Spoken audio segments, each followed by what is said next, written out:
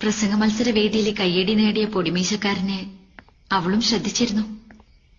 Pre ഡിഗ്രിക്ക് ചേരുന്ന കോളേജില് അവനും ഉണ്ടായിരിക്കണേന്ന് പ്രാർത്ഥിച്ചിരുന്നു. അവനെ ക്ലാസ്മേറ്റായി കിട്ടിയിട്ടും മറ്റുള്ളവരോട് കാട്ടുന്ന അടുപ്പവും സ്നേഹമൊന്നും അവൾക്ക് കിട്ടാണ്ടായപ്പോ കാരണമുണ്ടാക്കി വഴക്കടിച്ചു.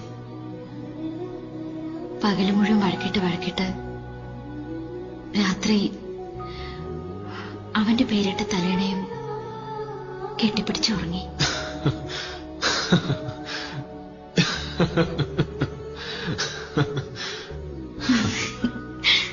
പക്ഷെ പൊടിമീശക്കാരൻ കുറച്ചുകൂടെ റിയലിസ്റ്റിക് ആണ്. കോഴ്സ് കഴിഞ്ഞൊരു ജോലി സമ്പാദിച്ചിട്ട് വന്ന് വിളിച്ച കൂടെ പോരുമെന്നാണ് അവനറിയേണ്ടത്. കൂടെ പോന്ന